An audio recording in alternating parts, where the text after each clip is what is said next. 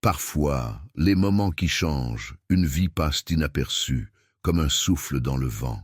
La lumière dorée de cette fin d'après-midi de septembre filtrait à travers les vitrines de l'épicerie Monsieur Laurent, rue Paul Bert. Claire Duroy se tenait devant la caisse, les joues rougies par l'embarras, fixant l'écran du terminal qui affichait impitoyablement « Transaction refusée ». « Je suis désolée, madame », murmura-t-elle au caissier, ses doigts tremblants tentant une nouvelle fois d'insérer sa carte bancaire. Peut-être que, derrière elle, une queue silencieuse s'était formée. Claire sentait les regards peser sur ses épaules courbées, sur son panier rempli de produits de première nécessité, pain, lait, quelques légumes, des pâtes bon marché, rien d'extravagant, juste de quoi nourrir sa petite sœur Emma et elle pour la semaine. Le bip strident résonna à nouveau. « Transaction refusée. Écoutez, » dit-elle d'une voix à peine audible, commençant à retirer les articles les moins essentiels de son panier. « Je vais reprendre les yaourts et... c'est bon. » Une voix grave, posée, aux accents légèrement étrangers, s'éleva derrière elle. Claire se retourna et croisa le regard de l'homme qui venait de parler. Grand, la trentaine, vêtu d'un costume sombre, impeccable mais discret, il tenait sa propre carte bancaire. « Pardon ?» balbutia-t-elle. Sans attendre sa réponse, l'inconnu tendit sa carte au caissier. « Pour la dame », dit-il simplement, d'un ton qui n'admettait aucune discussion. Claire ouvrit la bouche pour protester, mais l'homme lui adressa un regard si calme, si dépourvu de condescendance, qu'elle en resta muette. Il n'y avait ni pitié ni jugement dans ses yeux sombres, seulement une bienveillance naturelle qui la désarma complètement. « Mais je ne peux pas, » commença-t-elle. « Vous le pouvez, » répondit-il avec un sourire presque imperceptible. « Et c'est fait. » Le terminal émit son signal de validation. 38,50 €. Une somme dérisoire pour certains, un budget serré pour elle, un geste anodin pour lui. Claire ramassa ses sacs, les mains tremblantes, incapable de formuler des remerciements à la hauteur de ce qu'elle ressentait. Elle se contenta d'un « merci » étouffé, accompagné d'un regard où se mêlaient reconnaissance et confusion. L'homme acquiesça d'un simple hochement de tête et s'avança vers la caisse pour régler ses propres achats. Quelques articles de luxe, du saumon fumé, des fruits exotiques, un contraste saisissant avec les provisions modestes qu'il venait de lui offrir. Claire sortit de l'épicerie, le cœur battant, troublée par cette rencontre fugace. Elle ne savait même pas son nom.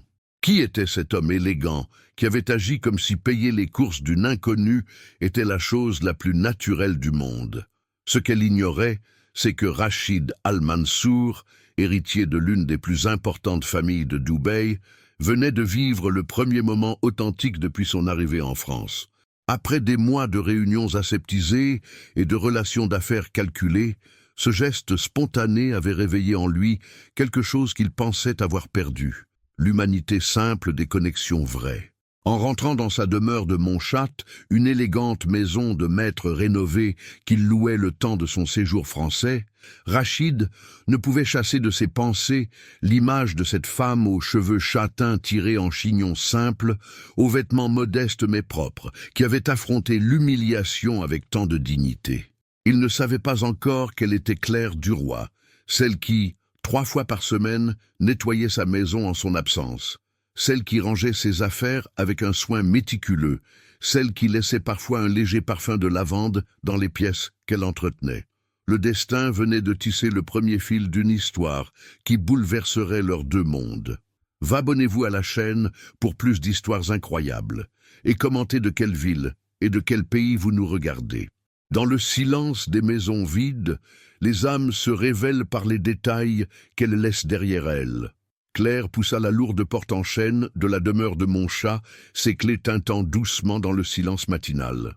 Comme chaque mardi, jeudi et samedi depuis 3 mois, elle venait entretenir cette majestueuse maison de maître où vivait son mystérieux employeur, Monsieur Al-Mansour. C'était tout ce qu'elle savait de lui. Un homme d'affaires discret qui voyageait beaucoup, laissant derrière lui une demeure impeccablement rangée, mais étrangement impersonnelle. Leurs chemins ne s'étaient jamais croisés. Il partait tôt, rentrait tard, et elle organisait ses passages en son absence, comme convenu lors de l'entretien d'embauche avec son assistant. Ce matin-là pourtant, quelque chose avait changé. En entrant dans le grand salon aux meubles de cuir sombre et aux œuvres d'art oriental, Claire remarqua des détails qui lui avaient échappé jusqu'alors. Une tasse de thé à la menthe oubliée sur la table basse, encore tiède. Un livre ouvert sur le fauteuil près de la fenêtre, Les Misérables de Hugo en français, avec des annotations dans les marges. Elle s'approcha, intriguée. L'écriture était fine, élégante, et les notes révélaient une sensibilité qu'elle n'aurait jamais soupçonnée chez cet homme, qu'elle imaginait uniquement préoccupé par les affaires. À côté de la réflexion de Jean Valjean sur la rédemption, il avait écrit « La dignité se trouve-t-elle dans l'origine ou dans les choix ?»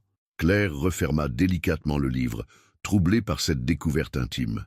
Elle poursuivit son travail habituel, mais avec une attention nouvelle aux indices de la personnalité de son employeur. Dans la cuisine, elle découvrit qu'il préparait lui-même ses repas, des plats simples malgré les ingrédients raffinés qui garnissaient son réfrigérateur. Dans le bureau, entre les dossiers d'investissement en énergie renouvelable, elle aperçut des brochures d'associations caritatives françaises, toutes soigneusement classées. C'est en dépoussiérant la bibliothèque qu'elle fit sa découverte la plus surprenante. Une série de photographies glissées entre les pages d'un ouvrage sur l'architecture islamique. Des clichés de lui plus jeune, souriant, entouré d'enfants, dans ce qui semblait être une école dans le désert. Au dos de l'une d'elles, une écriture féminine. « Rachid, n'oublie jamais d'où tu viens et pourquoi tu es parti. Avec amour, Amina. » Claire remit précipitamment les photos en place, se sentant indiscrète. Mais l'image de ce sourire authentique, si différent du masque de courtoisie qu'elle imaginait, resta gravée dans son esprit. En fin de matinée, alors qu'elle s'apprêtait à partir, elle entendit une clé tourner dans la serrure. Son cœur s'emballa.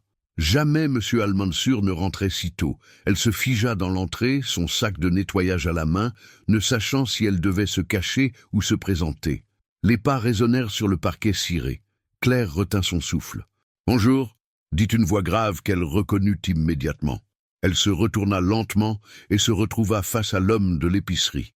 Le choc fut mutuel. Rachid la reconnut instantanément, ses yeux clairs, cette façon particulière de porter sa dignité comme un bouclier discret. « Vous êtes » balbutia Claire, réalisant soudain l'ironie de la situation. « Votre employeur, apparemment », répondit Rachid avec un sourire qui masquait mal son propre trouble. « Et vous êtes la personne qui transforme cette maison en foyer 3 fois par semaine. » Un silence lourd s'installa entre eux. Claire baissa les yeux, gênée par cette révélation qui changeait tout. L'homme qui avait payé ses courses sans rien demander en retour était celui pour qui elle travaillait, celui dont elle connaissait maintenant les habitudes intimes, les lectures secrètes, les photos cachées. « Je vous remercie encore pour hier, » murmura-t-elle. « Je ne savais pas que... » « Et moi, je ne savais pas que vous étiez Claire, » l'interrompit-il doucement. « Mon assistant a mentionné votre prénom, mais il ne m'avait pas dit à quel point vous preniez soin de cette maison. On sent votre présence dans chaque pièce. » Cette remarque fit rougir Claire. Prenait-il soin de noter ses efforts? Avait-il remarqué la façon dont elle disposait les fleurs fraîches, dont elle laissait ses livres ouverts, exactement à la page où elle les avait trouvés? « Je ne voulais pas être indiscrète, » dit-elle précipitamment. « Je fais mon travail, c'est tout. »« Indiscrète ?» Rachid sembla surpris. « Vous rendez cette maison vivante. C'est un don précieux. » Il y avait dans sa voix une sincérité qui désarma Claire. Elle leva les yeux vers lui et, pour la première fois, ils se regardèrent vraiment. Pas comme l'inconnu généreux et la femme en difficulté de la veille, mais comme 2 personnes qui partageaient un espace, des habitudes, une intimité domestique qu'ils découvraient soudain. « Je dois y aller, » dit finalement Claire, rompant le charme de cet instant suspendu. « Ma sœur m'attend pour le déjeuner. »« Bien sûr, » acquiesça Rachid. « À jeudi alors. »« À jeudi, monsieur Al-Mansour. »« Rachid, » corrigea-t-il. « Appelez-moi Rachid. » Claire hocha la tête et s'éloigna, le cœur battant.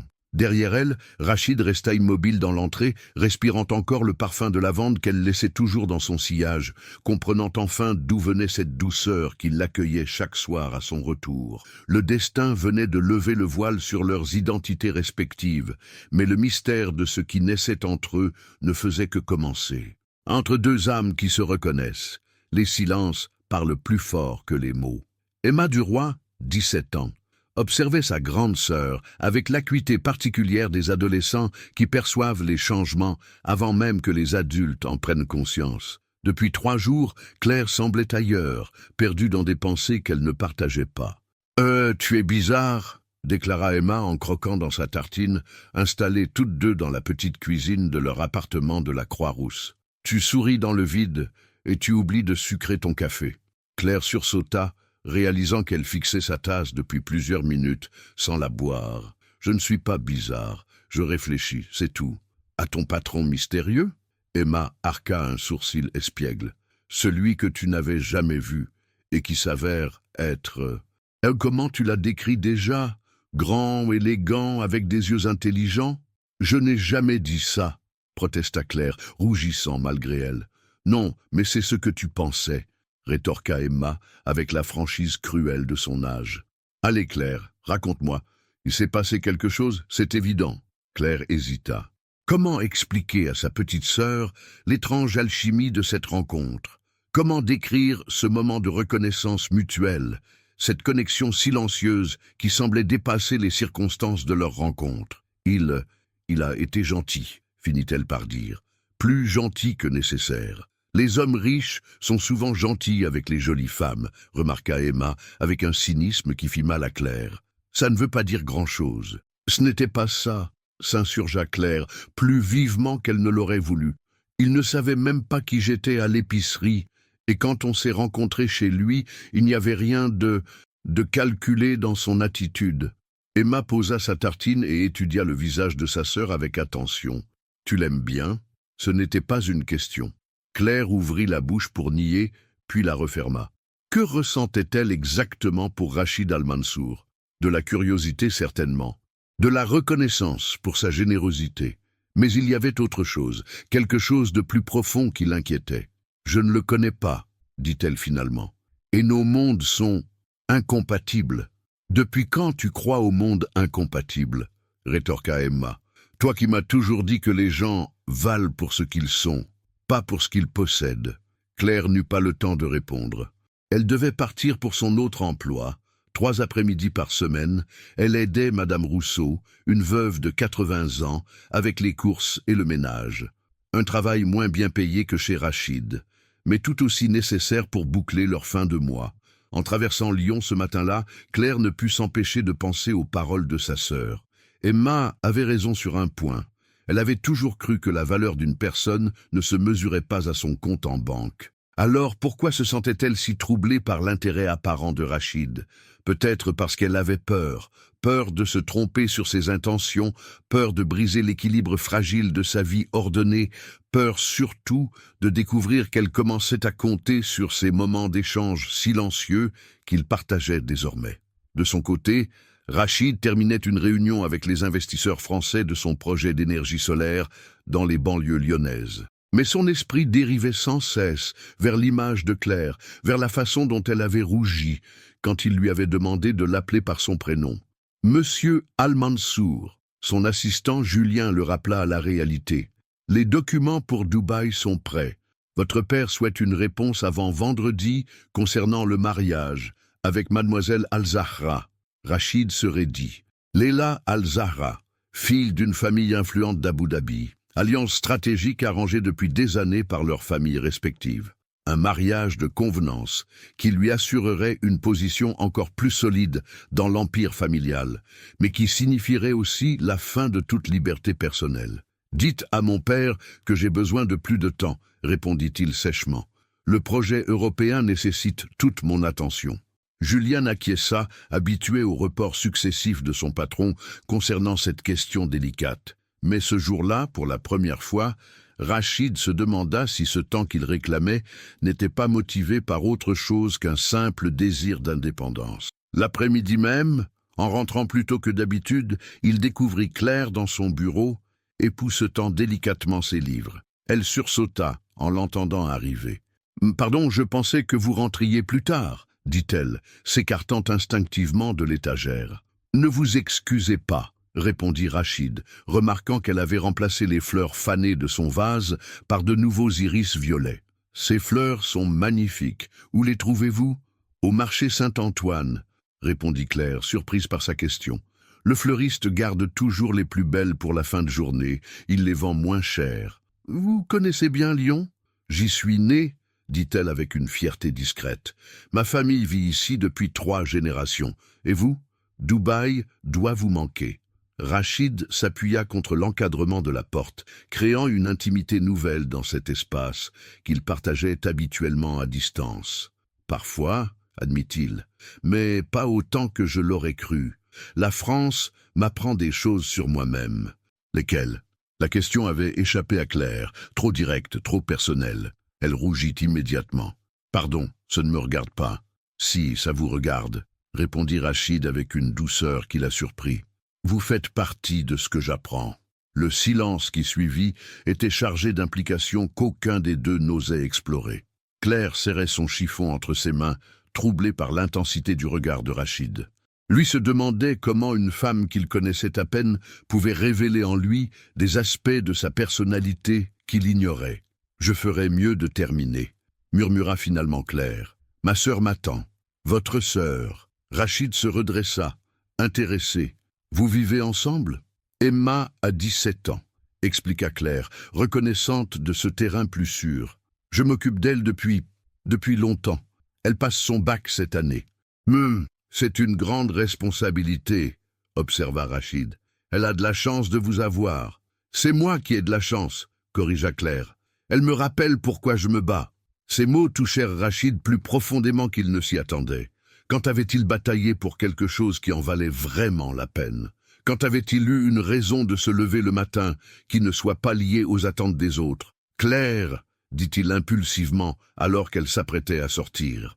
Elle se retourna, et il réalisa qu'il n'avait pas préparé ce qu'il voulait dire. Il voulait juste l'entendre répondre à son prénom, voir cette petite lueur de surprise dans ses yeux quand il l'appelait ainsi. « Merci, » dit-il finalement. « Pour tout. Cette maison n'avait jamais été un foyer avant vous. » Claire hocha la tête, incapable de parler, et quitta la pièce le cœur battant. Derrière elle, Rachid resta seul avec ses pensées et une certitude qui grandissait jour après jour. Cette femme était en train de changer sa vie, et il n'était pas sûr de vouloir l'arrêter. Les masques les plus solides se fissurent toujours là où le cœur bat le plus fort. Le téléphone de Rachid vibra pour la 5e fois en 1 heure. L'écran affichait le même nom, Père. Il ignora l'appel une nouvelle fois, préférant contempler les jardins de sa propriété depuis la fenêtre de son bureau. L'automne lyonnais transformait les feuilles en une symphonie dorée qui lui rappelait étrangement les couchers de soleil sur les dunes de son enfance. Mais cette paix apparente fut interrompue par l'arrivée de Julien, son assistant, le visage marqué par l'inquiétude. « Monsieur Al-Mansour, j'ai votre cousin Samir au téléphone. Il dit que c'est urgent et que vous ne répondez plus à votre père. » Rachid soupira. Samir était plus qu'un cousin. C'était son confident depuis l'enfance, le seul membre de sa famille à comprendre ses aspirations au-delà des traditions familiales. « Passez-le-moi, » céda-t-il finalement. La voix familière et chaleureuse de Samir résonna dans le combiné, mais teintée d'une gravité inhabituelle. « Rachid, Habibi, qu'est-ce qui se passe? Ton père est furieux. Il parle de te faire revenir immédiatement si tu ne confirmes pas tes fiançailles avec Leila avant la fin du mois. » « Et toi, qu'est-ce que tu en penses ?» demanda Rachid, évitant la question directe. « Je pense que tu es en train de tomber amoureux, » répondit Samir avec cette franchise qui caractérisait leur amitié, « et que tu as peur de l'admettre. » Le silence qui suivit confirma les soupçons de Samir. Rachid ferma les yeux, reconnaissant enfin ce qu'il refusait de nommer depuis des semaines. « C'est compliqué, » murmura-t-il. « L'amour l'est toujours. Mais dis-moi, qui est-elle » Pendant ce temps, à quelques kilomètres de là, Claire terminait ses courses hebdomadaires au marché Saint-Antoine. Les commerçants la connaissaient maintenant, cette jeune femme souriante qui marchandait gentiment et choisissait toujours les fleurs avec un soin particulier. « Pour un amoureux, ces iris ?» plaisanta Maurice le fleuriste en la voyant hésiter entre 2 bouquets. « Pour mon travail », répondit Claire, mais ses joues rosies trahissaient autre chose. « Ah, le travail !» sourit Maurice. J'espère qu'il apprécie votre patron. Ces fleurs-là, on ne les choisit pas par hasard. En rentrant chez elle, Claire croisa Madame Rousseau dans l'escalier de son immeuble. La vieille dame l'observa avec la même perspicacité qu'Emma quelques jours plus tôt. « Tu rayonnes, ma petite, » dit-elle en s'appuyant sur sa canne. « Ça fait plaisir à voir. Tu as rencontré quelqu'un » ? « Madame Rousseau, » protesta Claire, embarrassée. « À mon âge, on reconnaît les signes, » continua la vieille dame avec un clin d'œil complice. « Et crois-moi, ils te vont bien. N'aie pas peur d'être heureuse, Claire. Tu le mérites plus que personne. » Ces mots résonnèrent dans l'esprit de Claire pendant tout l'après-midi. Avait-elle le droit d'être heureuse ? Avait-elle le droit de nourrir ses sentiments naissants pour un homme dont le monde était si éloigné du sien ? Le jeudi suivant, quand elle arriva chez Rachid, elle le trouva dans le salon, au téléphone, parlant dans une langue qu'elle supposa être de l'arabe. Sa voix était tendue, presque suppliante. Elle s'apprêtait à redescendre pour attendre la fin de sa conversation, mais il lui fit signe d'entrer. « Naam Baba Fahimak » dit-il avant de raccrocher brusquement. Claire remarqua ses traits tirés, la tension dans ses épaules habituellement droites. « Tout va bien ?» demanda-t-elle impulsivement, oubliant les barrières habituelles entre employés et employeurs. Rachid la regarda, surpris par cette sollicitude spontanée. Depuis combien de temps personne ne s'était inquiété pour lui sans arrière-pensée ? « Problèmes familiaux, » dit-il simplement. « Vous connaissez ? Tous les jours, » sourit Claire. « Ma sœur pense que je m'inquiète trop. Mes voisins pensent que je ne sors pas assez et mon propriétaire pense que je paie mon loyer en retard. » Cette légèreté arracha un sourire authentique à Rachid. « Et vous, qu'est-ce que vous en pensez ? » « Je pense que chacun fait de son mieux avec ce qu'il a, » répondit Claire, en commençant à disposer les nouveaux iris dans le vase. « Et que parfois, ce qui compte pour les autres n'est pas ce qui compte pour nous. » « Sage philosophie, » murmura Rachid, s'approchant pour regarder Claire arranger les fleurs avec ses gestes précis et gracieux. « Pas vraiment, » dit-elle en rougissant, sous son regard attentif. « Juste de l'expérience. »« Claire, » commença Rachid, puis il s'arrêta. Comment lui expliquer qu'elle représentait tout ce qui lui manquait ? Cette simplicité authentique, cette générosité naturelle, cette façon de trouver la beauté dans les petites choses. Oui, elle leva les yeux vers lui, et il se perdit dans ce regard clair qui semblait voir au-delà des apparences. Le téléphone sonna à nouveau. Le nom « Père » s'afficha impitoyablement sur l'écran. La magie du moment se brisa. « Je dois répondre », s'excusa Rachid, mais Claire voyait bien qu'il n'en avait aucune envie. « Bien sûr », dit-elle en s'écartant, « je vais m'occuper de la cuisine. » Mais alors qu'elle s'éloignait, elle entendit malgré elle les premiers mots de la conversation, prononcés en anglais cette fois. « Father, I told you I need more time. No, I haven't forgotten my obligations. » Claire s'immobilisa. Obligations. De quelles obligations parlait-il? Et pourquoi ces mots lui donnaient-ils l'impression qu'un gouffre venait de s'ouvrir entre eux? Dans le salon, Rachid tentait de négocier encore quelques semaines de répit, mais la voix de son père était inflexible. Les Al-Zahra attendaient une réponse. L'honneur de la famille était en jeu. Il était temps qu'il rentre assumer ses responsabilités. Quand il raccrocha, 20 minutes plus tard, Claire avait terminé son travail et s'apprêtait à partir. Il la retrouva dans l'entrée, son sac à la main, le visage fermé. « Claire, attendez, » dit-il. « C'est inutile, » répondit-elle sans le regarder. « Vous avez vos obligations et moi les miennes. C'est mieux ainsi. » Elle sortit avant qu'il puisse ajouter un mot, le laissant seul avec le parfum de lavande qui flottait encore dans l'air, et la certitude douloureuse qu'il venait de perdre quelque chose d'irremplaçable. Ce soir-là, chacun de leur côté, ils comprirent que leurs deux mondes n'étaient pas seulement différents. Ils étaient en train de les séparer. Il y a des silences qui parlent plus fort que tous les mots et des distances qui rapprochent plus que toutes les proximités. Une semaine s'écoula sans que Claire et Rachid se croisent. Elle avait réorganisé ses horaires pour venir en son absence et lui multiplier les déplacements professionnels pour éviter de se retrouver seule dans cette maison qui portait désormais l'empreinte de leur complicité brisée. Pourtant, leur présence se parlait à travers 1000 détails silencieux. Claire découvrait chaque matin les traces de ses insomnies. Une tasse de thé oubliée sur le bureau, des livres empilés différemment, comme s'il cherchait des réponses dans les mots des autres. Elle remarquait aussi qu'il avait cessé de prendre ses repas dans la salle à manger, préférant la solitude de la cuisine. Sur le plan de travail, elle trouvait parfois des esquisses froissées, des dessins d'écoles solaires qu'il semblait concevoir pour des villages reculés. De son côté, Rachid percevait la présence de Claire dans chaque pièce qu'elle entretenait. Les fleurs qu'elle choisissait semblaient refléter son humeur. Des roses pâles, empreintes de mélancolie, avaient remplacé les iris joyeux. Elle avait repositionné certains objets avec une délicatesse particulière, comme pour réparer quelque chose de cassé. Sur son bureau, elle avait laissé un marque-page à la page exacte où il avait abandonné sa lecture des Misérables. Emma observait sa sœur s'étioler jour après jour. Claire avait repris ses habitudes de silence, ses sourires mécaniques, cette façon de se barricader derrière ses responsabilités pour éviter de parler de ce qui la tourmentait vraiment. « Tu ne me racontes plus rien », lui reprocha Emma un soir, alors qu'elle dînait en silence dans leur petite cuisine. « Il n'y a rien à raconter », répondit Claire, piquant distraitement dans son assiette. « Bien sûr que si. Et ça te rend malheureuse. » Emma posa sa fourchette et fixa sa sœur. « Claire, tu as le droit d'être heureuse. Tu as le droit de vouloir plus que cette vie de sacrifice constant. »« Ma vie n'est pas un sacrifice, » protesta Claire. « J'ai choisi de m'occuper de toi, de travailler dur pour qu'on s'en sorte. C'est ma responsabilité. Et tes sentiments, tes rêves ?» Emma se leva, exaspérée. « Tu as 29 ans, Claire. Tu mérites d'être aimée, d'aimer quelqu'un. Et si ce quelqu'un peut t'offrir mieux que cette existence étriquée, pourquoi tu refuses?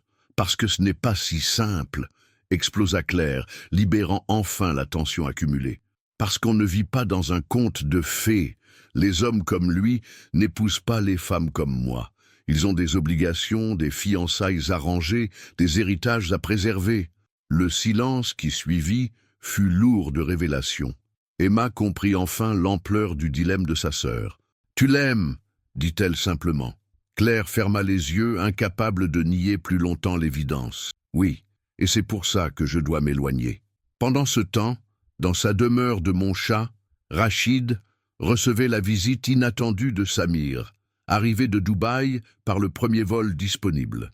Il trouva son cousin dans le salon, contemplant les iris que Claire avait disposés avec tant de soin. « Elle a bon goût », observa Samir en désignant les fleurs, « et elle sait créer une atmosphère. Cette maison respire, comment dire, la féminité bienveillante. »« Comment tu sais que c'est elle ?» demanda Rachid surpris. « Parce que je te connais depuis l'enfance, » sourit Samir, « et que jamais tu n'as eu l'œil pour l'harmonie domestique. Cette douceur, ce souci du détail, ça vient d'une femme qui prend soin des choses et des gens. » Rachid s'affala dans son fauteuil, épuisé par une semaine de faux-semblants. « Samir, je ne sais plus quoi faire. »« Raconte-moi, » dit son cousin en s'installant en face de lui. Depuis le début, Rachid lui narra tout. La rencontre à l'épicerie, la découverte de leurs identités respectives, les conversations de plus en plus personnelles, cette complicité qui s'était tissée naturellement entre eux, et puis la pression familiale, les obligations, cette muraille invisible qui s'était dressée entre eux. « Tu la revois quand ?» demanda Samir quand Rachid eut terminé. « Je l'évite. C'est mieux pour nous deux. »« Non, » dit fermement Samir, « c'est lâche, et ce n'est pas toi. Qu'est-ce que tu veux que je fasse? Que j'abandonne tout pour une femme que je connais à peine? Que je déshonore notre famille? Je veux que tu réfléchisses à ce qui compte vraiment, » répondit Samir. « Rappelle-toi pourquoi tu es parti étudier en Europe. Rappelle-toi tes rêves d'indépendance, tes projets pour moderniser l'entreprise familiale. Tu crois que Leila Al-Zahra partagera ses aspirations? » Rachid secoua la tête. Leila était une femme charmante, éduquée, parfaite pour le rôle d'épouse de cheikh qu'on attendait d'elle. Mais entre eux, il n'y avait qu'une entente cordiale, aucune passion, aucune complicité véritable.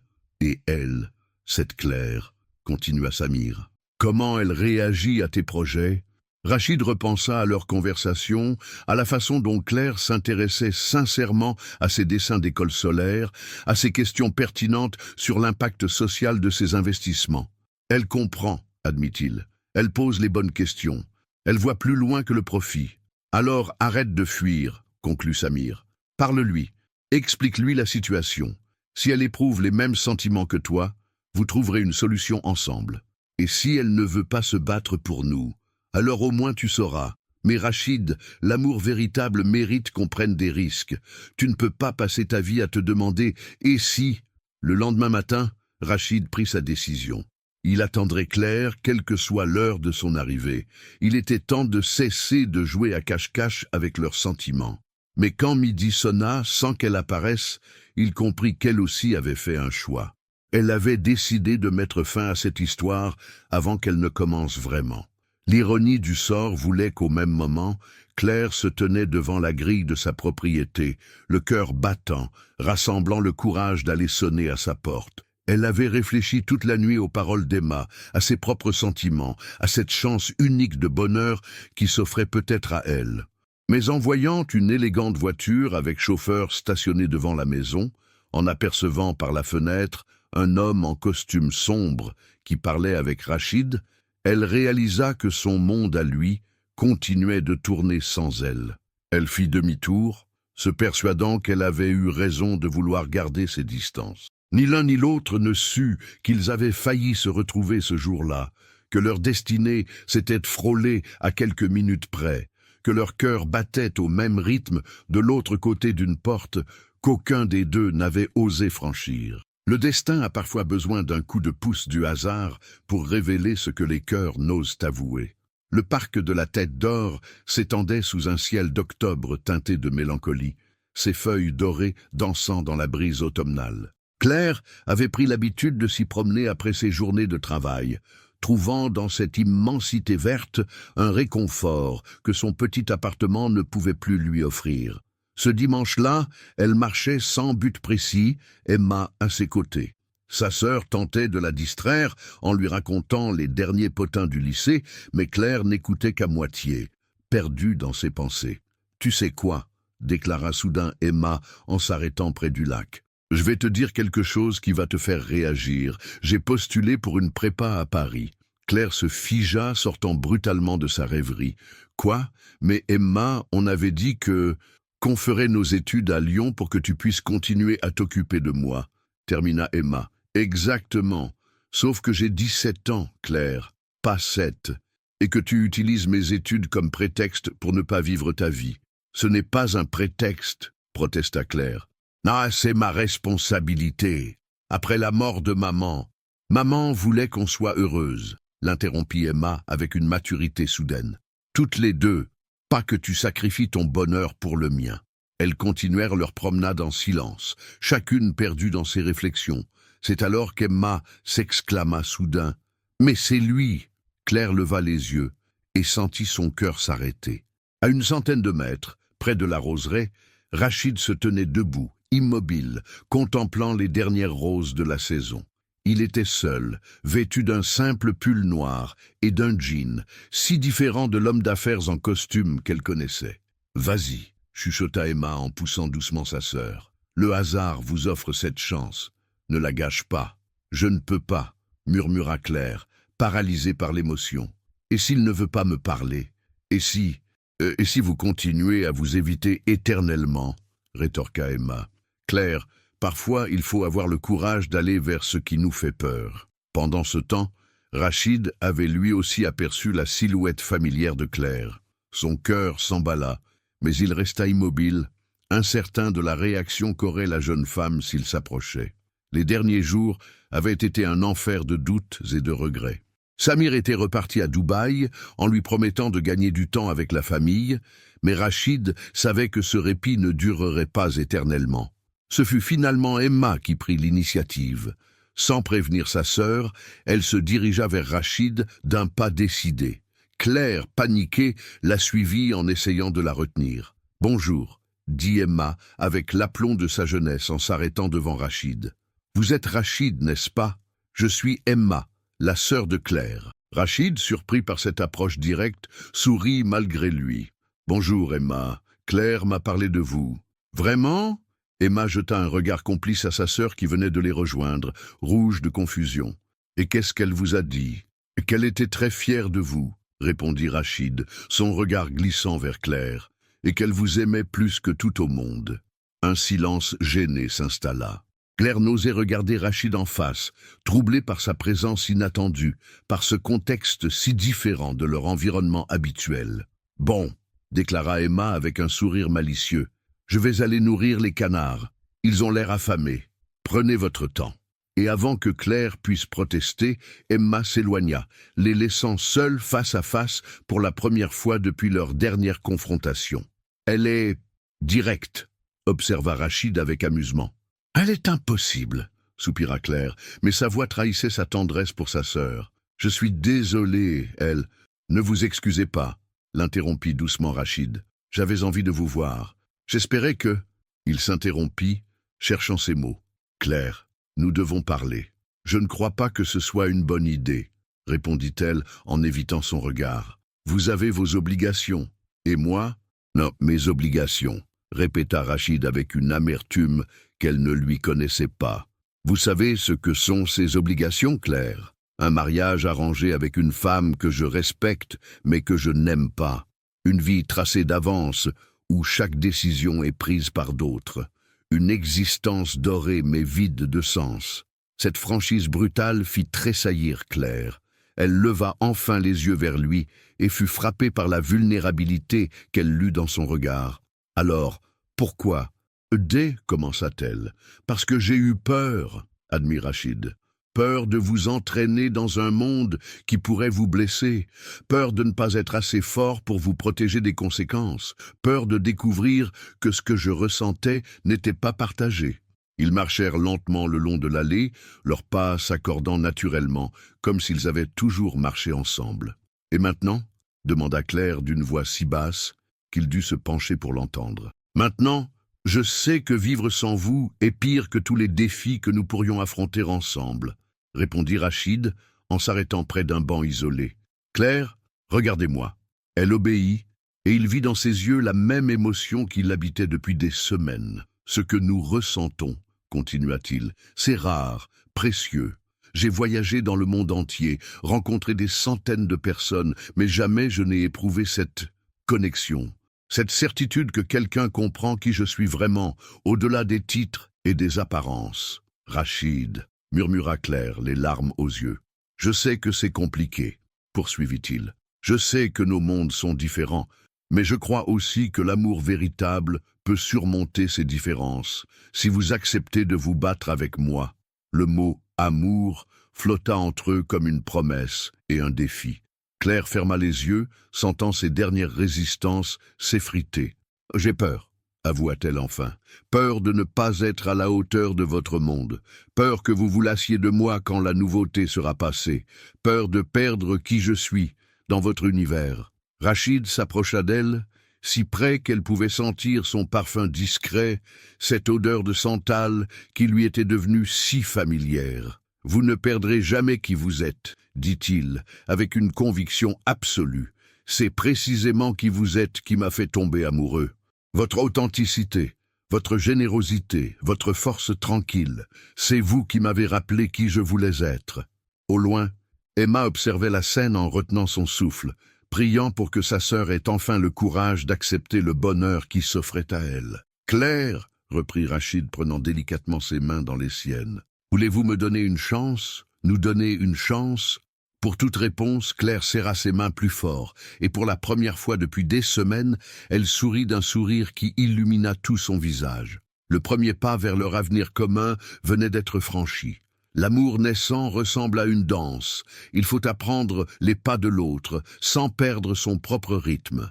Les semaines qui suivirent leur réconciliation au parc transformèrent subtilement la routine de Claire et Rachid. Leurs rencontres, autrefois fortuites et tendues, devinrent délibérées et pleines d'une complicité nouvelle. Rachid avait pris l'habitude de rentrer plus tôt, coïncidant avec les horaires de Claire. Il commençait toujours par parler de choses pratiques, l'état de la maison, les courses à faire, les détails domestiques, avant de dériver naturellement vers des sujets plus personnels. Ce mercredi-là, Claire le trouva dans la cuisine, tentant maladroitement de préparer un tagine aux légumes. Des épices jonchaient le plan de travail, et une odeur de cannelle un peu trop prononcée flottait dans l'air. « Besoin d'aide ?» proposa-t-elle avec un sourire amusé. « Je crois que j'ai surestimé mes talents culinaires, » admit Rachid en contemplant le désastre avec un air penaud. « Ma gouvernante à Dubaï ne m'a jamais laissé mettre les pieds dans sa cuisine. » Claire s'approcha, respirant les arômes familiers. « C'est presque ça, vous avez mis trop de cannelle et pas assez de gingembre. Et les légumes ?» Elle examina les courgettes coupées de façon inégale. « Il faut qu'ils cuisent uniformément. » « Montrez-moi, » dit Rachid, et il y avait dans sa voix quelque chose qui allait au-delà de la simple demande culinaire. Claire hésita un instant, puis se plaça à côté de lui devant la cuisinière. La proximité était troublante. Elle sentait la chaleur de son corps, percevait son parfum familier mêlé aux épices. « Regardez, » dit-elle en prenant le couteau pour recouper les légumes. « Des morceaux réguliers, comme ça. Et pour les épices ?» Elle dosait avec la précision de celle qui avait appris jeune à cuisiner par nécessité. Un peu de cumin, une pincée de safran.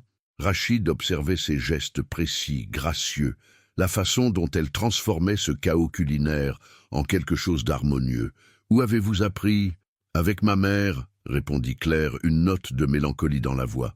Elle disait que savoir nourrir les gens qu'on aime, c'est un des plus beaux cadeaux qu'on puisse offrir. « Lionel vous manque ?»« Tous les jours. » admit Claire en remuant doucement le tagine. Surtout dans des moments comme ça. Elle aurait aimé vous rencontrer. Elle avait le don de voir le bon côté des gens. Même en moi, plaisanta Rachid, mais Claire perçut la vulnérabilité sous l'humour. Surtout en vous, répondit-elle, en le regardant droit dans les yeux. Elle m'a appris à reconnaître la gentillesse authentique. Et vous, vous avez payé mes courses, sans même me connaître. Ça dit tout de qui vous êtes vraiment. Ils dînèrent ensemble pour la première fois dans la cuisine plutôt que dans la froide salle à manger. Claire avait insisté pour que Rachid goûte son propre plat amélioré et il riait de ses grimaces face aux premières bouchées ratées. « Parlez-moi de votre enfance » demanda Claire alors qu'ils terminèrent le repas. « À Dubaï, c'était comment ?» Le visage de Rachid se fit plus grave, privilégié, étouffante parfois. Mon père avait des visions très précises de ce que devait être un héritier Al-Mansour. Excellences académiques, maîtrise de plusieurs langues, sport noble, mariage stratégique. Il s'interrompit, réalisant l'amertume de ses derniers mots. Et vous, qu'est-ce que vous vouliez? Au début, j'essayais juste de lui faire plaisir. Puis, en grandissant, j'ai commencé à rêver d'autre chose. Construire quelque chose qui aurait du sens. Utiliser notre fortune pour autre chose que l'accumulation de pouvoir. Il sourit avec une mélancolie douce. C'est pour ça que je suis venu en France.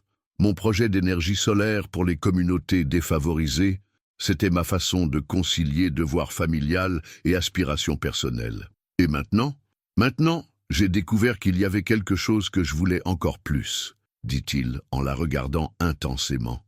Claire rougit, mais ne détourna pas les yeux. Rachid, Le téléphone sonna, interrompant brutalement ce moment d'intimité. L'écran affichait « Père ». Rachid hésita, puis décrocha. La conversation fut brève, mais Claire vit les traits de Rachid se tendre progressivement. Il parlait en arabe, mais le ton de la voix à l'autre bout du fil était assez éloquent. « Des problèmes ?» demanda-t-elle quand il raccrocha. « Mon père arrive demain », annonça Rachid, passant une main nerveuse dans ses cheveux, avec Leila et sa famille, pour finaliser les arrangements. Le silence qui suivit fut lourd d'implications. Claire sentit son estomac se nouer. « Et qu'est-ce que vous allez faire ?»« Je ne sais pas encore, » admit Rachid. « Mais Claire, quoi qu'il arrive, je veux que vous sachiez ce que nous avons, c'est réel. Ne l'oubliez jamais. » Cette nuit-là, chacun de leur côté, ils restèrent éveillés, conscients que leur bonheur fragile allait être mis à l'épreuve. Claire se demandait si elle aurait la force de se battre pour un amour qui semblait défier toutes les conventions. Rachid, lui, préparait mentalement la confrontation avec un père qui n'avait jamais accepté la moindre remise en question de son autorité. Le lendemain matin, Claire arriva chez Rachid plus tôt que d'habitude, espérant le voir avant l'arrivée de sa famille. Elle le trouva dans le salon, vêtu d'un costume sombre, impeccable, redevenu le chic qu'elle avait imaginé au début de leur relation. « Vous partez » demanda-t-elle, le cœur serré. « Je vais les chercher à l'aéroport » répondit-il, mais son regard disait tout autre chose. « Claire, je sais » l'interrompit-elle. « Faites ce que vous devez faire. Mais souvenez-vous de ce que vous m'avez dit hier soir. Ce que nous avons est réel. » Il s'approcha d'elle, prit ses mains dans les siennes comme il l'avait fait au parc. « Promettez-moi de ne pas abandonner. Quoi qu'il arrive dans les prochains jours, promettez-moi de m'attendre. »« Je vous le promets, » murmura Claire, même si elle ignorait comment elle tiendrait cette promesse. Rachid se pencha vers elle et pour la première fois effleura ses lèvres d'un baiser doux et désespéré. Un baiser qui goûtait les adieux et l'espoir mêlés. Quand il partit, Claire resta seule dans cette maison qui avait été témoin de leur amour naissant, se demandant si elle la reverrait jamais telle qu'elle l'avait connue, ou si le monde de Rachid allait l'engloutir définitivement. L'épreuve de vérité commençait. Quand deux univers se rencontrent, c'est toujours le plus fragile qui risque de se briser.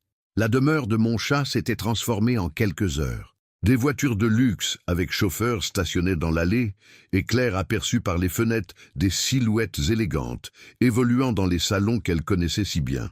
L'arrivée de la famille Al-Mansour avait métamorphosé cette maison en territoire étranger. Claire hésita longuement avant de sonner, sa clé tremblante dans sa main. Officiellement, elle venait pour son travail habituel, mais en réalité, elle avait besoin de voir Rachid, de comprendre où ils en étaient après cette intrusion de son monde d'origine. Ce fut Julien, l'assistant, qui lui ouvrit. Son visage exprimait un mélange de gêne et de compassion. « Claire, » commença-t-il à voix basse, « ce n'est peut-être pas le bon moment. La famille de Monsieur Al-Mansour. »« J'ai du travail à faire, » l'interrompit-elle avec une dignité qu'elle puisait au plus profond d'elle-même. Rien n'a changé. Julien la laissa entrer, mais Claire sentit immédiatement que tout avait changé. L'atmosphère était tendue, électrique. Des voix en arabe résonnaient dans le salon principal, ponctuées de silences lourds. Elle se dirigea discrètement vers la cuisine, espérant pouvoir accomplir ses tâches sans déranger. Mais en passant devant l'entrebâillement de la porte du salon, elle aperçut la scène qui se déroulait à l'intérieur. Rachid se tenait debout, raide, face à un homme plus âgé qui lui ressemblait, son père, indubitablement.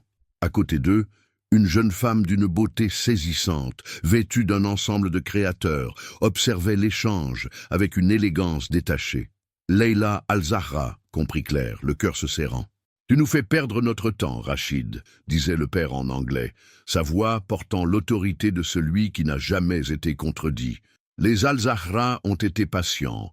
Mais cette situation devient embarrassante. Je vous ai dit que j'avais besoin de temps pour finaliser mes projets ici, répondit Rachid d'un ton respectueux mais ferme. Tes projets? Le père eut un rire sans humour. Ces écoles solaires pour les pauvres, ces investissements philanthropiques qui ne rapportent rien, ce n'est pas ça, construire un empire, mon fils. Leila intervint alors, sa voix douce mais déterminée. Rachid, nous nous connaissons depuis l'enfance. Nos familles ont toujours été proches. Je ne comprends pas cette résistance. Nous pourrions être heureux ensemble. Claire vit Rachid fermer les yeux brièvement, et elle perçut sa lutte intérieure. Quand il les rouvrit, son regard croisa le sien à travers l'entrebâillement de la porte. L'émotion qui passa entre eux fut si intense que Claire dut se retenir au chambranle pour ne pas vaciller. « Leila » dit Rachid sans quitter Claire des yeux. « Vous méritez mieux qu'un homme qui ne peut pas vous aimer comme vous le méritez. » Le silence qui suivit fut assourdissant. Claire vit le père de Rachid blêmir de colère, tandis que Leila accusait le coup avec une dignité qui força le respect. Il y a quelqu'un d'autre, ce n'était pas une question dans la bouche de Leila, mais une constatation empreinte de tristesse. Rachid hocha lentement la tête. « Oui, qui ?» La voix du père claqua comme un fouet. Rachid hésita, et Claire sentit qu'il était sur le point de révéler leur secret. Prise de panique à l'idée d'être la cause d'un scandale familial, elle s'éloigna précipitamment vers la cuisine. Mais le destin en décida autrement. En passant devant le salon, elle heurta maladroitement un guéridon, renversant un vase qui se brisa avec fracas sur le parquet. Tous les regards se tournèrent vers elle. Claire, agenouillée pour ramasser les morceaux, sentit le poids de ces trois pères dieux qui l'observaient. Le père de Rachid, homme imposant aux cheveux grisonnants, l'étudiait avec une curiosité glaciale. Leila la regardait avec un mélange de surprise et de compréhension douloureuse. « Je suis désolé », murmura Claire, les joues en feu. « Je vais nettoyer. »« Laissez, » dit Rachid, d'une voix étranglée. « Claire, je vous présente mon père, Cheikh Khalid Al-Mansour, et mademoiselle Laila Al-Zahra. » Il marqua une pause lourde de sens. « Papa, Leila, voici Claire du roi. » Le silence qui suivit était si lourd qu'on aurait pu le couper au couteau. Le père de Rachid étudiait Claire comme un entomologiste examine un spécimen rare et dérangeant. « Mademoiselle du roi, » dit-il finalement, sa voix d'une politesse glaciale. « Vous êtes l'employé de maison de mon fils ?»« Oui, monsieur, » répondit Claire, relevant la tête avec une dignité qui impressionna malgré lui le vieux cheikh. « Et c'est elle ?» demanda-t-il à Rachid sans quitter Claire des yeux. Rachid s'avança, se plaçant instinctivement entre son père et Claire. « Oui, c'est elle. » Leila se leva gracieusement, s'approcha de Claire avec une élégance naturelle qui ne pouvait pas être apprise. « Enchantée, Claire. Puis-je vous demander, depuis combien de temps connaissez-vous Rachid ?»« Quelques mois, » répondit Claire, troublée par la gentillesse inattendue de celle qu'elle considérait comme sa rivale. « Et vous l'aimez ?» La question, directe et sans détour, surprit tout le monde, y compris Rachid. Claire regarda tour à tour Leila, le père de Rachid, puis Rachid lui-même. Elle comprit que ce moment définirait leur avenir à tous. « Oui, » dit-elle simplement, « je l'aime. » Leila sourit alors, d'un sourire triste mais sincère. « Alors je comprends pourquoi il ne peut pas m'épouser. » Elle se tourna vers le père de Rachid. « Cheikh Khalid, un homme amoureux, ne fait jamais un bon mari pour une autre. »« Leila !» s'exclama le père, mais la jeune femme l'interrompit d'un geste élégant. « Non, c'est mieux ainsi. Rachid et moi, nous aurions eu un mariage respectable, mais sans passion.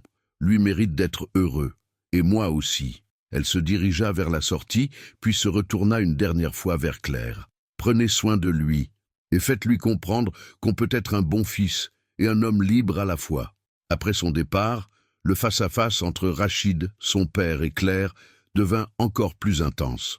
Le cheikh observait alternativement son fils et cette femme qui venait de bouleverser des années de planification familiale. « Une employée de maison », murmura-t-il finalement, plus pour lui-même que pour les autres. « Mon fils, héritier de l'empire Al-Mansour, amoureux d'une employée de maison française. »« Papa, » commença Rachid. « Non, » le coupa son père. « Si c'est vraiment ton choix, alors assume-le. Mais sache qu'il aura des conséquences. Sur ta position dans l'entreprise, sur ton héritage, sur ta place dans la famille. » Il se dirigea vers la sortie, puis s'arrêta devant Claire. « Mademoiselle, j'espère que vous mesurez la portée de ce que vous demandez à mon fils de sacrifier. » Quand ils furent seuls, Rachid et Claire restèrent immobiles, sonnés par la violence de cette confrontation. Leurs deux mondes venaient de se télescoper, révélant l'ampleur des défis qui les attendaient.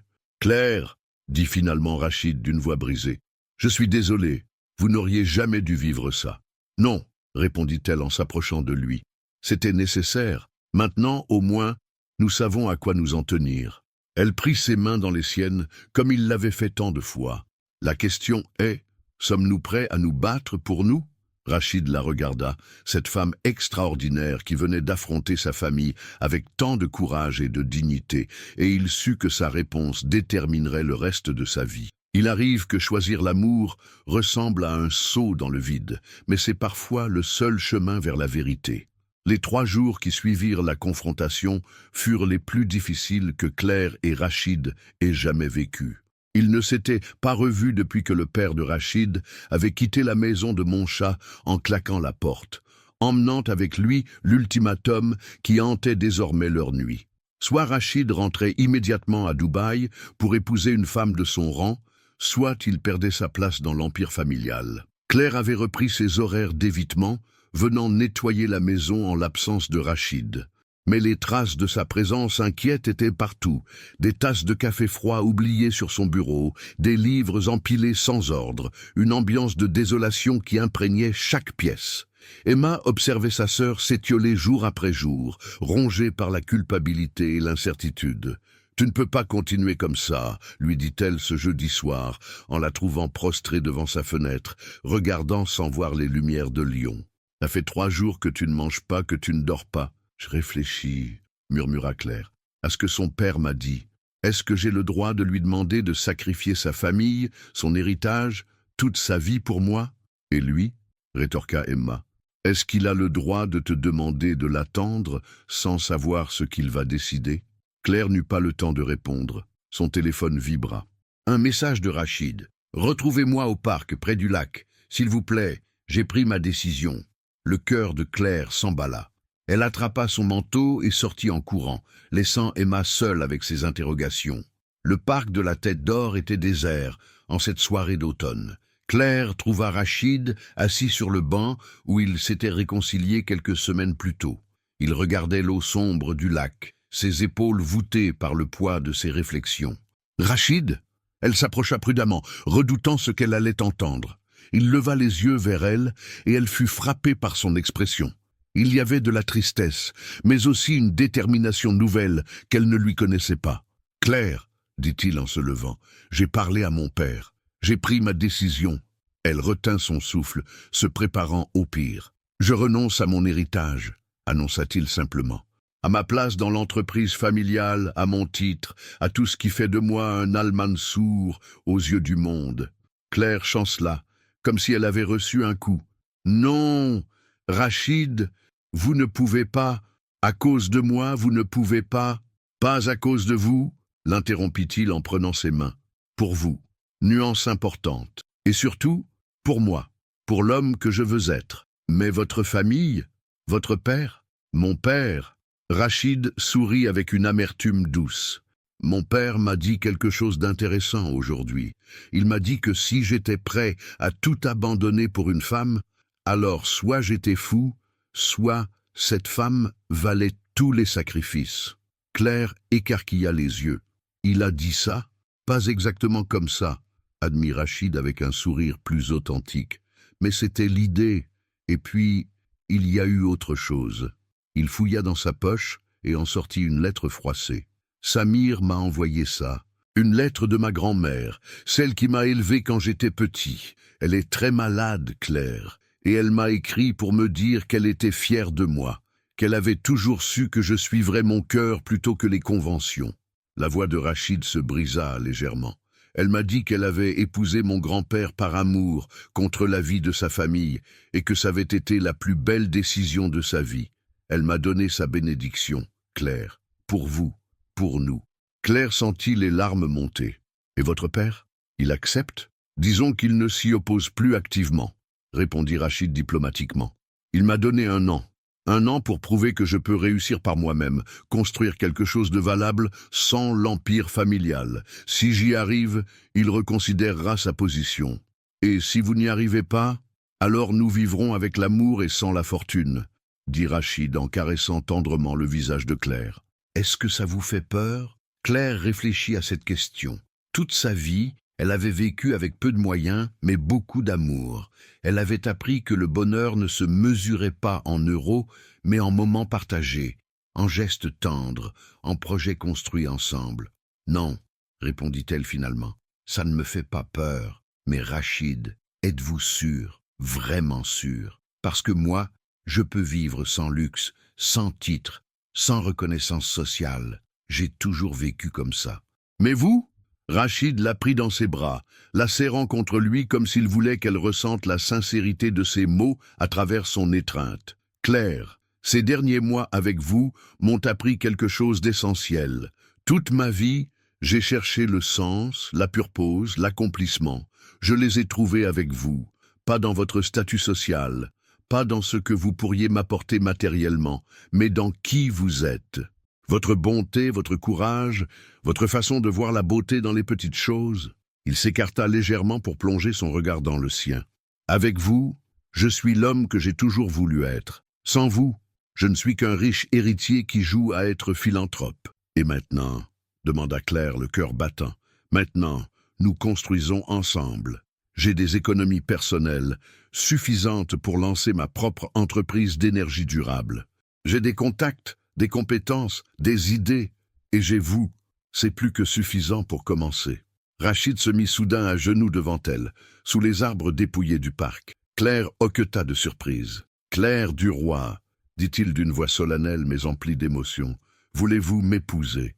Pas le cheikh Rachid Al-Mansour, héritier d'un empire. Juste moi, Rachid, l'homme qui vous aime plus que sa propre vie. » Les larmes coulaient librement sur les joues de Claire. Elle pensait à sa mère, qui lui avait appris que le véritable amour se reconnaît au sacrifice qu'on est prêt à faire l'un pour l'autre. Elle pensait à Emma, qui lui avait dit qu'elle méritait d'être heureuse. Elle pensait à tous les moments partagés avec cet homme extraordinaire qui venait de choisir l'amour plutôt que la facilité. « Oui », murmura-t-elle d'abord, puis plus fort, « oui, Rachid, 1000 fois oui. » Il se releva et l'embrassa sous les étoiles naissantes, un baiser qui goûtait les larmes de joie et les promesses d'avenir. Au loin, sans qu'il le sache, Emma les observait depuis l'allée, un sourire radieux sur les lèvres. Elle avait suivi sa sœur, inquiète, et découvrait maintenant que parfois les contes de fées existaient vraiment. Mais pour Claire et Rachid, le plus beau de l'histoire ne faisait que commencer. L'amour ne suffit pas toujours. Il faut aussi du courage pour transformer les rêves en réalité. Les semaines qui suivirent les fiançailles de Claire et Rachid furent un tourbillon d'émotions contradictoires. L'euphorie de leur engagement se mêlait aux inquiétudes pratiques d'une nouvelle vie à construire ensemble. Rachid avait quitté la somptueuse demeure de Montchat pour s'installer dans un appartement plus modeste du 6e arrondissement, près de la Part-Dieu. Claire l'avait aidé à déménager, amusée de voir cet homme habitué au luxe découvrir les joies d'un 2 pièces avec une cuisine de 3 mètres carrés. « Comment fait-on pour cuisiner là-dedans » demanda-t-il en contemplant l'espace réduit avec perplexité.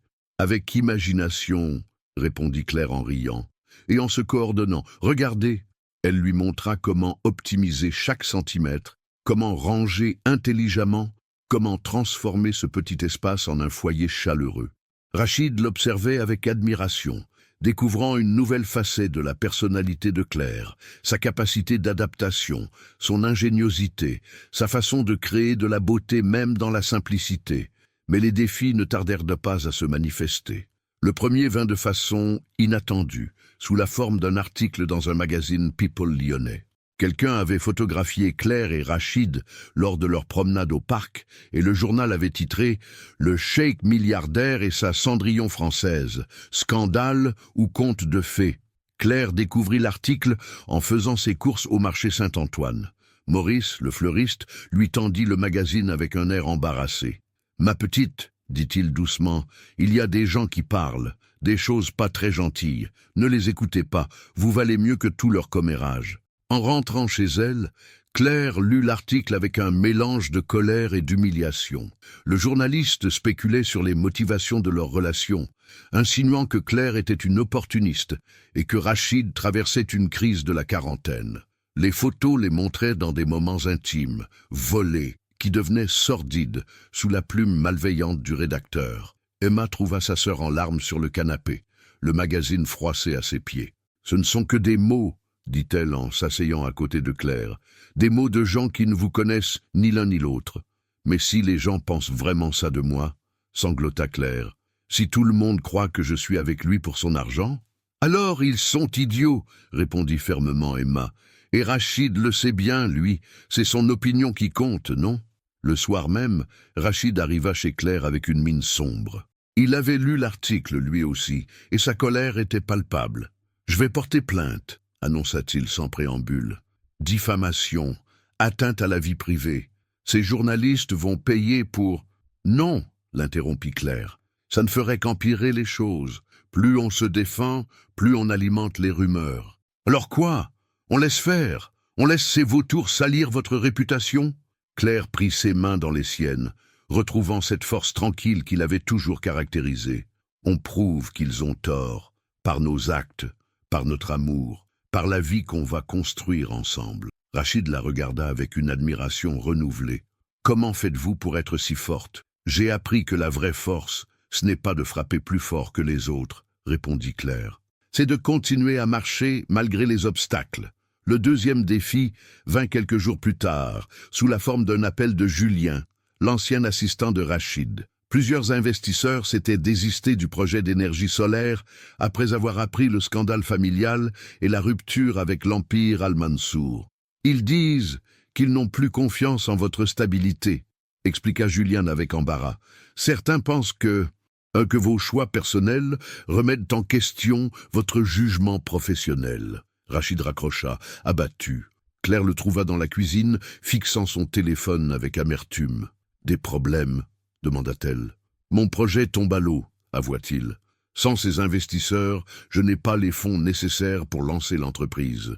Et avec vos économies personnelles, ce ne sera pas suffisant pour un projet de cette ampleur. » Il leva les yeux vers elle, et elle y lut une détresse qu'il essayait de masquer. « Claire, et si mon père avait raison? Et si j'étais en train de tout gâcher par romantisme ?» Claire s'assit en face de lui, réfléchissant intensément. « Rachid, parlons concrètement. De combien avez-vous besoin au minimum pour commencer quelque chose de viable? Pour une version réduite du projet, peut-être 300 000 €? Mais même ça, j'ai des économies, » l'interrompit Claire. « Pas énorme, mais j'ai mis de côté depuis des années. Et Emma va avoir une bourse pour ses études. On pourrait... » « Non !» Rachid se leva brusquement. « Jamais! Je ne vous demanderai jamais de risquer vos économies pour mes rêves. »« Nos rêves !» corrigea Claire avec fermeté. « Nous sommes fiancés, Rachid. Vos projets sont mes projets. Votre réussite est ma réussite. Mais si ça échoue, si je perds tout votre argent... » Claire se leva à son tour et prit son visage entre ses mains. « Alors nous recommencerons, ensemble. Rachid, j'ai travaillé toute ma vie pour avoir cette sécurité financière. Mais à quoi sert la sécurité si elle nous empêche de saisir les opportunités? Claire, écoutez-moi, continua-t-elle avec passion. Toute ma vie, j'ai rêvé de faire partie de quelque chose de plus grand que moi, de construire quelque chose qui ait du sens. Votre projet d'énergie solaire pour les communautés défavorisées, c'est exactement ça. Laissez-moi vous aider. Laissez-moi être votre partenaire, pas seulement votre fiancé. » Rachid la regarda longuement, émerveillé par cette femme qui continuait à le surprendre chaque jour. « Vous êtes sûre? »« Certaine, » répondit-elle sans hésitation. « Mais à une condition. Laquelle? Je veux être impliqué dans l'entreprise, pas seulement financièrement. Je veux apprendre, participer, contribuer. J'en ai assez d'être juste. L'employé. » Rachid sourit, le premier sourire authentique depuis des jours. « La partenaire financière et associée opérationnelle? » « Exactement. »« Alors c'est d'accord, » dit-il en la prenant dans ses bras. « Bienvenue dans l'aventure, mademoiselle Duroy. »« Madame Al-Mansour en devenir, » corrigea-t-elle en riant. Cette nuit-là, ils restèrent éveillés jusqu'aux premières heures du matin, élaborant des plans, dessinant des schémas, imaginant leur future entreprise. Claire découvrait l'étendue des connaissances de Rachid en énergie renouvelable, tandis qu'il admirait son sens pratique et ses idées innovantes pour toucher les communautés locales. « Vous savez, » dit Claire alors que l'aube pointait, « je crois que vos anciens investisseurs nous ont rendu service. Maintenant, nous allons construire quelque chose qui nous ressemble vraiment, sans compromis, sans pressions extérieures. »« Et si nous échouons ?» demanda encore Rachid. « Alors nous aurons échoué ensemble, » répondit Claire. « Et c'est déjà mieux que de réussir séparément. » En la regardant, illuminé par la lumière douce du petit matin, Rachid sut qu'il avait pris la bonne décision. Quels que soient les défis à venir, il les affronterait avec la femme la plus courageuse qu'il ait jamais rencontrée. Les plus beaux jardins naissent souvent des terrains les plus arides, quand l'amour et la persévérance s'unissent pour les cultiver. 6 mois après leur fiançailles, Claire et Rachid avaient transformé le petit appartement de la Part-Dieu en véritable quartier général de leur entreprise naissante. Soleil solidaire. Les murs étaient couverts de plans, de cartes de Lyon et de sa banlieue, de graphiques énergétiques et de photos des premiers sites identifiés pour leurs installations solaires. Emma, qui avait finalement choisi de rester à Lyon pour ses études supérieures en commerce équitable, passait ses soirées à les aider avec les aspects administratifs. Elle découvrait chez sa sœur une facette qu'elle n'avait jamais soupçonnée. Claire s'avérait douée pour la négociation et la gestion de projets, apportant à l'entreprise ce sens pratique et cette compréhension des besoins locaux qui manquaient souvent aux projets technocratiques. « Regardez !» disait Claire en montrant le plan de Vols-en-Velin sur la table de la cuisine qui leur servait de salle de réunion. Si nous installons les panneaux solaires sur le toit de ce centre communautaire, nous pouvons alimenter non seulement le bâtiment lui-même, mais aussi créer un excédent que nous revendrons à EDF. Les bénéfices financeront des formations au métier de l'énergie pour les jeunes du quartier. Rachid l'écoutait avec une admiration croissante. Et pour l'investissement initial ? J'ai parlé à Madame Rousseau, vous savez, ma vieille cliente, continua Claire avec enthousiasme. Elle connaît le directeur de la caisse d'épargne locale. Il est intéressé par notre projet. Les banques cherchent des investissements à impact social positif pour leur communication. Claire, dit soudain Rachid en posant son crayon, vous réalisez ce que vous êtes en train de faire. Je travaille, répondit-elle, surprise. Pourquoi ? Vous êtes en train de révolutionner ma façon de voir les affaires. Avant, je pensais grands concepts, gros investissements, rentabilité maximale. Vous pensez réseau humain, besoin réel, impact à long terme. Claire rougit légèrement. C'est juste du bon sens. Quand on a grandi en comptant chaque euro, on apprend à voir les vrais besoins. Non, insista Rachid, c'est du génie pragmatique. Leur première réussite vint 3 semaines plus tard. Le centre communautaire de Vols-en-Velin avait accepté leur proposition et l'installation pilote était en cours. Claire avait coordonné le projet avec une efficacité qui impressionnait les techniciens, négociant avec les fournisseurs, organisant les plannings, gérant les relations avec la municipalité. Le jour de l'inauguration, une foule inattendue s'était rassemblée.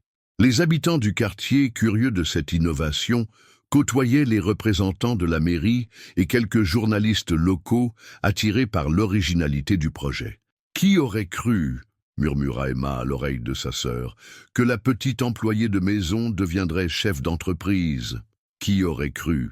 répondit Claire, en regardant Rachid expliquer le fonctionnement des panneaux à un groupe d'enfants fascinés, qu'un prince de Dubaï accepterait de recommencer sa vie dans un 2 pièces lyonnais. Mais le moment le plus émouvant vint quand Madame Bernadette, une habitante de 80 ans du quartier, s'approcha de Claire. « Ma petite », dit-elle avec les larmes aux yeux, « vous ne pouvez pas savoir ce que ça représente pour nous. Cette électricité gratuite, ces formations pour nos jeunes, c'est de l'espoir que vous installez avec vos panneaux. » Claire sentit sa gorge se serrer. « Nous, Madame Bernadette, c'est nous qui installons cet espoir. Vous, nous, ensemble. » Ce soir-là, en rentrant dans leur petit appartement, Claire et Rachid étaient épuisés, mais rayonnants. Ils s'effondraient sur leur canapé de seconde main, partageant une bouteille de champagne bon marché qu'Emma avait achetée pour célébrer. « À nous !» dit Rachid en levant son verre. « À notre première installation !» corrigea Claire. « À notre première installation commune !» précisa Emma malicieusement. Ils burent en silence, chacun perdu dans ses pensées. L'appartement baignait dans la lumière dorée du coucher de soleil, et pour la première fois depuis des mois, il ressentait cette paix qui vient de l'accomplissement partagé. Le téléphone de Rachid sonna. Samir s'affichait sur l'écran. Il hésita, puis décrocha. « Habibi !» La voix de son cousin résonnait d'excitation. « J'ai vu les photos sur Internet. Votre inauguration, c'est magnifique. Tu as vu ça ?» s'étonna Rachid. « Tout le monde a vu ça. » Le fils du vieux Mahmoud qui travaille dans une ONG à Paris a partagé l'article sur les réseaux sociaux. Ça fait le tour du Golfe. Claire et Emma se rapprochèrent pour écouter. « Et qu'est-ce qu'on dit ?» demanda prudemment Rachid. « On dit que le petit-fils rebelle d'Al-Mansour est en train de révolutionner l'approche sociale de l'énergie durable. On dit que votre Claire est un génie du terrain. » Et la voix de Samir baissa d'un ton. On dit que ton père commence à poser des questions intéressées. Le silence qui suivit était chargé d'espoir. « Vraiment ?» murmura Rachid. « Il a demandé à ses conseillers de faire un rapport sur votre projet. Officiellement, c'est pour évaluer les risques de cette approche non conventionnelle. Officieusement, je crois qu'il commence à comprendre que vous avez peut-être trouvé quelque chose d'important. Après avoir raccroché, Rachid resta silencieux un long moment. Claire et Emma respectaient sa réflexion, comprenant l'importance de cette nouvelle. « Claire, dit-il finalement, si mon père acceptait de nous soutenir financièrement, avec tous les moyens de l'entreprise familiale, qu'est-ce que vous en penseriez ?» Claire réfléchit soigneusement. « Ça dépend. Aux conditions de qui ? Aux nôtres, répondit Rachid avec conviction. Nous avons prouvé que notre modèle fonctionne. Nous ne sommes plus des rêveurs. Nous sommes des entrepreneurs avec des résultats. Nous négocierions d'égal à égal. Alors oui, dit Claire sans hésitation. Si ça peut nous permettre d'aider plus de communautés plus rapidement, alors oui. Mais nous gardons notre indépendance, notre façon de travailler, notre appartement aussi, ajouta-t-elle en riant. J'aime notre petit royaume, répéta Rachid en l'embrassant. Vous savez que je vous aime, Claire du Roi. Pas autant que je vous aime, Rachid Al-Mansour. Emma leva les yeux au ciel. Est-ce que vous pourriez arrêter d'être parfait 2 minutes? Ça devient agaçant. Mais elle souriait en disant cela, heureuse de voir sa sœur enfin épanouie, enfin libre d'être pleinement elle-même. Cette nuit-là, Claire s'endormit contre l'épaule de Rachid, rêvant de panneaux solaires qui poussaient comme des fleurs sur tous les toits de Lyon, alimentant non seulement les maisons, mais aussi les espoirs et les ambitions de ceux qui n'avaient jamais eu leur chance. Ils étaient en train de construire bien plus qu'une entreprise. Ils construisaient un avenir où l'amour et les affaires n'étaient plus opposés, où la réussite se mesurait autant en sourire qu'en chiffre d'affaires. La reconnaissance la plus douce est celle qui vient de ceux qui ont d'abord douté de nous. L'automne touchait à sa fin quand Julien appela Rachid avec des nouvelles inattendues. Cheikh Khalid Al-Mansour souhaitait rencontrer son fils et sa future belle-fille à Lyon. Pas à Dubaï, pas dans l'opulence de l'empire familial, mais ici, dans leur univers. « Il arrive quand ?» demanda Rachid, la gorge serrée. « Demain, répondit Julien. Il voyage seul, sans protocole. Il a demandé à voir vos installations, à rencontrer vos équipes, et... » Julien marqua une pause. « Il a demandé à déjeuner chez vous, dans votre appartement. » Rachid raccrocha, abasourdi. Claire, qui préparait ses dossiers pour une réunion avec la mairie de Villeurbanne, leva les yeux vers lui. « Mauvaise nouvelle. Mon père arrive demain. Il veut voir notre travail. Et il veut déjeuner ici. » Claire regarda autour d'elle leur petit appartement, avec sa cuisine minuscule, son salon qui faisait office de bureau, ses meubles dépareillés, mais choisis avec amour. Ici, vraiment? Apparemment, oui. Rachid s'assit lourdement sur le canapé. « Claire, je ne sais pas ce qu'il veut.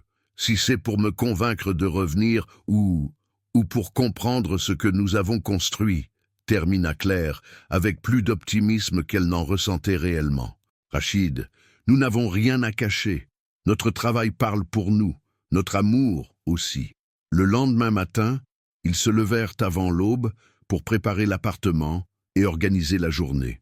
Emma était venue aider, apportant des fleurs du marché et son énergie contagieuse. « Il faut que tout soit parfait », s'inquiétait Claire en réarrangeant les coussins pour la 10e fois. « Non », dit Rachid en l'arrêtant. « Il faut que tout soit nous, authentique. C'est notre force, Claire, notre vérité. » Cheikh Khalid Al-Mansour arriva à 10 heures précises dans une voiture de location modeste qui surprit les voisins. Claire l'observa depuis la fenêtre. C'était un homme imposant, mais qui avait renoncé à son habituel costume de grand couturier pour un ensemble plus discret. Il portait sa prestance naturelle comme un manteau, mais il y avait dans ses gestes une curiosité nouvelle. Rachid descendit l'accueillir et Claire les vit échanger quelques mots en arabe avant de monter. Quand la porte s'ouvrit, le père de Rachid balaya l'appartement du regard, notant chaque détail. Les plans étalés sur la table, les photos d'installations solaires punaisées au mur, les graphiques de production énergétique, mais aussi les touches personnelles qui faisaient de ce lieu un foyer. « Bonjour, mademoiselle du Roi, » dit-il en s'inclinant légèrement devant Claire. « Merci de m'accueillir chez vous. » Bonjour, Cheikh Al-Mansour, répondit Claire, étonné par la courtoisie respectueuse de sa voix. « Bienvenue dans notre petit royaume. » Un sourire fugace passa sur les traits du père de Rachid. « J'ai entendu dire que de grandes choses naissaient parfois dans de petits royaumes. » La matinée fut consacrée à la visite des installations. Cheikh Khalid posa des questions précises, techniques, financières. Il rencontra les équipes, parla avec les habitants des quartiers, examina les contrats avec les municipalités. Claire l'observait discrètement, remarquant comment son regard s'attardait sur les détails qui révélaient l'impact humain de leur travail. À Vaux-en-Velin, Madame Bernadette les reconnut et s'approcha avec son sourire édenté. « Ah, nos sauveurs !» s'exclama-t-elle en serrant les mains de Claire et Rachid. « Monsieur, dit-elle en se tournant vers Cheikh Khalid, vous savez que vous avez un fils et une belle-fille exceptionnels. Grâce à eux, mon petit-fils suit une formation d'électricien. Il a trouvé sa voie. » Cheikh Khalid écouta attentivement le témoignage de la vieille dame, et Claire surprit dans ses yeux une émotion qu'elle n'attendait pas. Le déjeuner fut surréaliste. Cet homme habitué au palais et aux restaurants étoilés découvrait le tagine aux légumes de Claire, préparé dans leur cuisine lilliputienne. Emma avait mis la table avec leurs plus belles assiettes, des créations artisanales trouvées aux puces du canal. « Ce tagine, dit Cheikh Khalid après la première bouchée, me rappelle celui de ma mère. Simple, authentique. » Il regarda Claire avec un respect nouveau. « Où avez-vous appris à cuisiner ainsi ?»« Avec ma mère, » répondit Claire. Elle disait que la nourriture préparée avec amour nourrit plus que l'estomac. Sage femme, j'aurais aimé la rencontrer. Le silence qui suivit n'était plus hostile mais recueilli. « Papa, dit finalement Rachid, pourquoi êtes-vous venu ?» Cheikh Khalid posa sa fourchette et regarda tour à tour son fils, Claire, puis Emma qui observait la scène avec fascination. « Parce que j'ai eu tort, dit-il simplement, et qu'à mon âge, reconnaître ses erreurs devient urgent. » Il se tourna vers Claire. « Mademoiselle, quand je vous ai rencontrée la première fois, j'ai vu ce que je voulais voir, une employée de maison qui menaçait l'avenir de mon fils. Je n'ai pas vu ce que j'aurais dû voir, une femme remarquable qui révélait le meilleur de mon fils. » Claire sentit les larmes monter. « Cheikh Al-Mansour, Khalid, la corrigea-t-il. Appelez-moi Khalid, et permettez-moi de vous appeler Claire. Nous allons être famille, après tout. »« Alors, vous acceptez ?» demanda Rachid, incrédule. « J'accepte, plus que ça. Je vous propose un partenariat. » Il sortit de sa poche une chemise de documents. « J'ai étudié vos résultats, vos projets. Votre approche révolutionne notre secteur. Je veux que vous développiez ce modèle à l'échelle internationale, avec le soutien financier et logistique d'Al-Mansour Enterprises. »« Aux conditions de qui ?» demanda immédiatement Claire, se souvenant de leur conversation. Khalid sourit, admirant sa perspicacité. « Au vôtre, vous gardez l'autonomie opérationnelle, les choix stratégiques. Nous apportons les moyens. 51% pour vous, 49% pour nous. »« Pourquoi ?»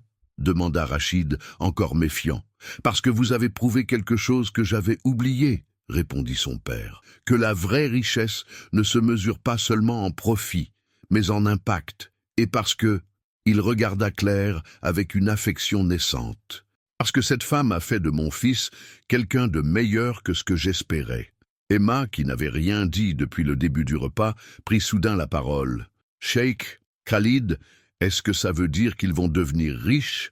Khalid éclata de rire. « Mademoiselle Emma, ils le sont déjà. Regardez autour de vous, l'amour, l'accomplissement, l'impact positif sur le monde. N'est-ce pas là la vraie richesse ?»« Si, admit Emma, mais un peu d'argent en plus, ça ne gâte rien. Ma sœur mérite d'être enfin à l'abri du besoin. »« Emma !» protesta Claire, mortifiée. « Elle a raison, dit Khalid en se levant. Vous méritez d'être à l'abri du besoin, tous les deux, et vous le serez.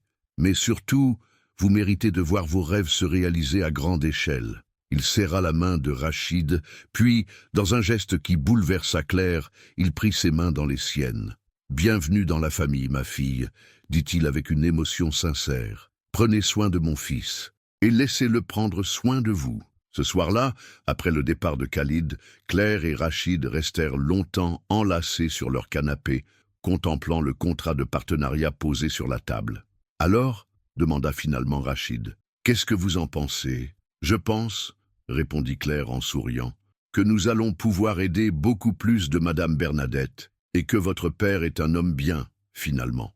Et nous, ça change quoi pour nous ?» Claire réfléchit. « Rien. Nous restons nous. Nous gardons notre petit royaume. Nous continuons à construire ensemble, juste, avec un peu plus de moyens pour nos rêves. Je vous aime, Claire Duroy. Je vous aime aussi, Rachid Al-Mansour, et j'ai hâte de découvrir ce que nous allons construire maintenant. » Dehors, Lyon s'illuminait dans la nuit, et quelque part dans cette ville, leurs panneaux solaires continuaient de produire de l'énergie, alimentant les rêves de ceux qui avaient enfin trouvé leur place dans la lumière. Les plus belles unions ne sont pas celles qui effacent les différences, mais celles qui les transforment en complémentarité. Le printemps lyonnais avait revêtu ses plus beaux atours pour le mariage de Claire et Rachid. Ils avaient choisi de célébrer leur union dans les jardins du parc de la Tête d'Or, là même où ils s'étaient retrouvés, et avaient décidé de construire leur avenir ensemble. La cérémonie reflétait parfaitement ce qu'ils étaient devenus. Un mélange harmonieux de tradition et de modernité, de simplicité et d'élégance, d'Orient et d'Occident. Claire portait une robe de soie simple mais raffinée, créée par une jeune styliste lyonnaise qu'ils avaient découverte lors d'un salon de créateurs locaux. Rachid avait opté pour un costume occidental classique, mais il arborait une cravate tissée de fils dorés que sa grand-mère lui avait envoyée de Dubaï avec sa bénédiction. Les invités formaient un tableau unique. D'un côté, la famille Al-Mansour au grand complet, arrivée spécialement de Dubaï. De l'autre, les amis lyonnais de Claire, ses anciens collègues, les voisins de leur quartier, Maurice le fleuriste, Madame Rousseau, soutenue par sa canne mais rayonnante, et même Madame Bernadette de Vaux-en-Velin, endimanchée pour l'occasion. Emma, radieuse dans sa robe de demoiselle d'honneur, avait insisté pour lire un texte qu'elle avait écrit pour sa sœur. Les larmes aux yeux, elle s'était levée devant l'assemblée. « Ma sœur Claire m'a appris que l'amour véritable n'est pas celui qui nous change, mais celui qui nous révèle. Rachid n'a pas changé Claire, il a révélé la femme extraordinaire qu'elle était déjà. Et Claire n'a pas changé Rachid, elle a révélé l'homme généreux qu'il portait en lui. Aujourd'hui, ils ne deviennent pas deux personnes différentes, ils deviennent enfin pleinement eux-mêmes. » Samir, cousin et témoin de Rachid, avait enchaîné avec un discours empreint d'humour et d'émotion, racontant comment son cousin, qui avait passé sa jeunesse à fuir les mariages arrangés, était finalement tombé amoureux d'une femme qui nettoyait sa maison. L'amour, avait-il conclu, a vraiment le sens de l'ironie. Mais le moment le plus émouvant vint quand Cheikh Khalid prit la parole. Debout devant ces deux mondes réunis, il s'adressa d'abord à Claire en français, puis traduisit ses paroles en arabe pour sa famille. « Claire, dit-il, sa voix tremblante d'émotion, il y a 1 an, je pensais qu'une femme de votre condition ne pourrait jamais comprendre notre monde. Je me trompais. Ce n'est pas vous qui avez dû apprendre notre monde, c'est nous qui avons dû apprendre le vôtre. Un monde où l'on mesure la valeur aux actes plutôt qu'aux possessions, où l'on construit son bonheur plutôt que de l'hériter. » Il se tourna vers son fils. « Rachid, tu as choisi l'amour plutôt que la facilité. Tu as prouvé que notre nom pouvait porter d'autres valeurs que celles que nous lui avions données. Aujourd'hui, je suis fier d'accueillir Claire dans notre famille, mais je suis encore plus fier que vous nous accueilliez, nous, dans la vôtre. » Les applaudissements résonnèrent dans les jardins, mêlant les mabruks arabes aux félicitations français. La réception qui suivit était à l'image du couple, conviviale et raffinée à la fois. Les tables mêlaient les spécialités lyonnaises aux délices orientaux. Claire avait insisté pour que le traiteur soit celui-là même qui fournissait la cantine du centre communautaire de Vaux-en-Velin, donnant ainsi à leur mariage une dimension sociale qui leur ressemblait. Pendant la soirée, Claire circulait entre les tables, veillant à ce que chaque invité se sente à l'aise. Elle traduisait les blagues de ses voisins lyonnais pour les cousines de Rachid, expliquait les traditions françaises aux oncles émiratis, créait des ponts entre ces univers si différents. « Comment fait-elle » demanda la tante de Rachid à son mari en regardant Claire converser avec animation avec Maurice le fleuriste et le frère de Khalid. « Elle aime les gens !» répondit simplement Rachid, qui avait entendu la question. « Elle s'intéresse vraiment à eux. C'est son don. » En fin de soirée, alors que les derniers invités partaient, Rachid et Claire se retrouvèrent seuls sur la terrasse du pavillon qui avait abrité leur réception. Lyon scintillait à leurs pieds, et au loin, ils pouvaient apercevoir les lumières de Vaux-en-Velin, où leurs panneaux solaires continuaient de produire de l'énergie dans la nuit. « Alors, Madame Al-Mansour, dit Rachid en prenant Claire dans ses bras, comment vous sentez-vous ?»« Comme Claire du Roi qui a épousé l'homme qu'elle aime, » répondit-elle en souriant. « Le nom peut changer, l'essence reste. »« Nos familles avaient l'air heureuses, » observa Rachid. « Votre père et Emma ont passé 1 heure à discuter de nos projets d'expansion en Afrique, » rit Claire. « Je crois qu'ils vont bien s'entendre. Et votre cousin Samir a donné ses coordonnées à Maurice pour importer ses fleurs à Dubaï. Et vous, heureuse ?» Claire réfléchit à cette question, regardant cette assemblée qui se dispersait lentement, ces 2 mondes qui avaient appris à se connaître et à s'apprécier. « Plus que heureuse, dit-elle finalement, accomplie. J'ai l'impression qu'aujourd'hui, nous n'avons pas seulement célébré notre mariage. Nous avons prouvé qu'il était possible de créer quelque chose de nouveau en respectant ce qui existait déjà. Notre petite révolution, plaisanta Rachid. Notre petite révolution, confirma Claire. Et ce n'est que le début. Ils restèrent ainsi enlacés, contemplant leur ville adoptive, pensant aux projets qui les attendaient. Grâce au partenariat avec Al-Mansour Enterprise, Soleil Solidaire allait s'implanter dans 10 nouvelles villes françaises dans les 6 mois à venir. Des équipes se formaient déjà à Marseille, Toulouse, Strasbourg. Claire dirigeait désormais une équipe de 15 personnes et sa méthode d'approche communautaire était étudiée dans les écoles de commerce comme un modèle d'innovation sociale. « Vous savez, » dit Claire soudain, « Maurice m'a raconté quelque chose d'amusant tout à l'heure. » « Quoi donc ? » Il se souvient du jour où j'ai acheté mes premiers iris chez lui. Il dit qu'il avait tout de suite su qu'ils étaient spéciaux, ces iris-là. Pas pour décorer une maison, mais pour séduire un cœur. Il avait raison, murmura Rachid en embrassant le front de sa femme. Ces iris ont tout changé. Non, corrigea Claire en levant les yeux vers lui. Ces iris ont juste révélé ce qui était déjà là. L'amour trouve toujours son chemin, Rachid. Il nous fallait juste le courage de le laisser faire. Au loin, les cloches de Lyon sonnèrent minuit, marquant officiellement le début de leur nouvelle vie. Une vie où le cheikh de Dubaï et l'ancien employé de maison avaient créé autre chose. Une famille, une entreprise, un modèle de réussite qui prouvait que l'amour et les affaires pouvaient faire bon ménage quand ils étaient guidés par les mêmes valeurs. « Prêt pour l'aventure, Madame Al-Mansour » demanda Rachid. « Prête depuis le premier jour, monsieur mon mari, » répondit Claire en l'embrassant.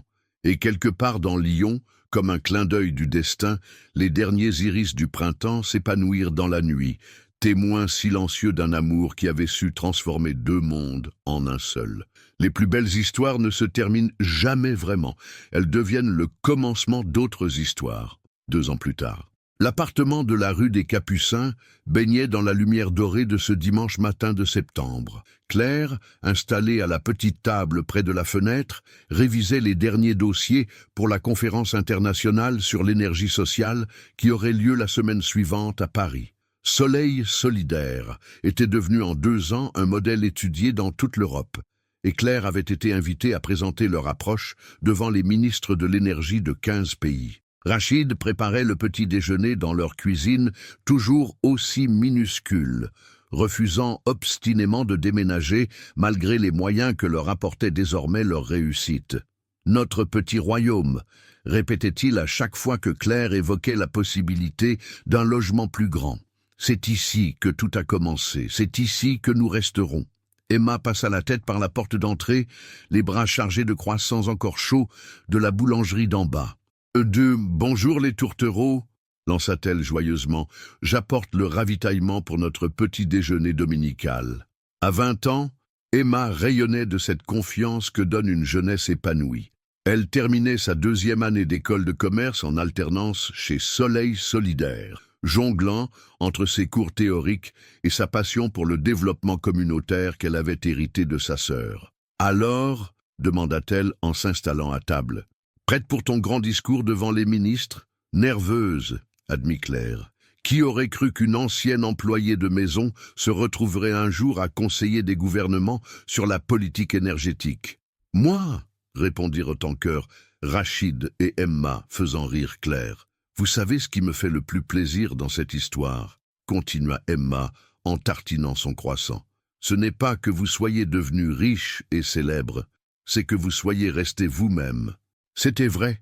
Malgré le succès fulgurant de leur entreprise, malgré les invitations dans les palais et les bureaux ministériels, Claire et Rachid avaient gardé leurs habitudes simples. Ils faisaient toujours leurs courses au marché Saint-Antoine. Maurice était devenu un ami proche qui leur gardait toujours les plus belles fleurs. Il dînait régulièrement chez Madame Rousseau, désormais âgée de 82 ans, mais toujours aussi pétillante. Et chaque mois, il retournait à Vaux-en-Velin pour voir l'évolution de leur première installation et prendre des nouvelles de Madame Bernadette. « Au fait, dit Rachid en servant le thé, j'ai reçu un appel de Samir hier soir. Il a une proposition intéressante. »« Laquelle ?» demandèrent Claire et Emma d'une même voix. « Le gouvernement émirati souhaite que nous implantions notre modèle dans les Émirats. Pas dans les grandes villes, mais dans les communautés rurales et les camps de réfugiés. Mon père soutient complètement le projet. » Claire posa sa tasse. Songeuse. Ce serait symbolique. Ramener notre modèle né en France vers vos racines. Nos racines, corrigea Rachid. Tu es ma famille maintenant, Claire. Mes racines sont là où tu es. Emma leva les yeux au ciel avec affection. Vous allez encore me faire pleurer avec vos déclarations d'amour.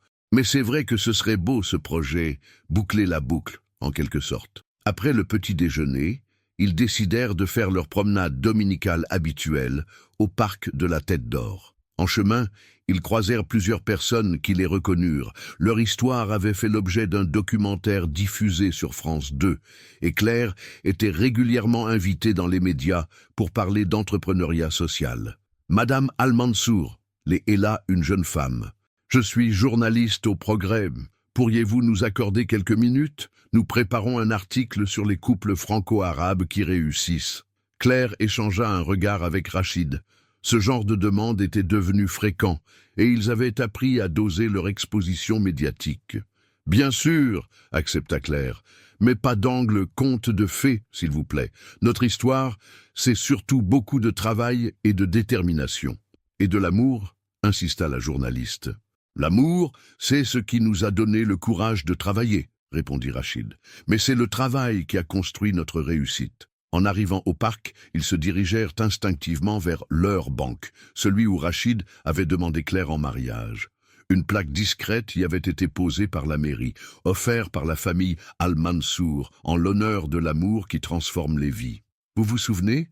demanda Claire à Emma. « La première fois que tu as vu Rachid ici, tu m'avais dit d'avoir le courage d'aller vers ce qui me faisait peur. »« Et j'avais raison !»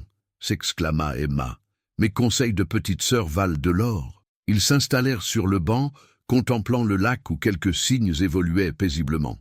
L'automne commençait à peine, mais on sentait déjà dans l'air cette mélancolie douce qui caractérise les fins de cycle. « Claire, dit soudain Rachid, il faut que je te dise quelque chose. » Le ton sérieux de sa voix alerta Claire. « Quoi, des problèmes ?»« Non, pas des problèmes. Une surprise. » Rachid sortit de sa poche une enveloppe élégante. « Ça vient de Dubaï, de ma grand-mère. » Claire prit l'enveloppe avec précaution. À l'intérieur, un billet d'avion pour Dubaï à son nom et une lettre écrite dans un français hésitant mais touchant. « Ma chère Claire, je suis très malade maintenant, et les médecins disent que je n'ai plus beaucoup de temps.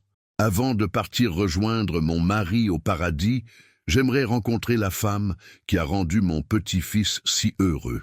Rachid me parle de vous dans toutes ses lettres. Il dit que vous lui avez appris que l'amour véritable ne se commande pas, ne se négocie pas, mais se mérite chaque jour par nos actions.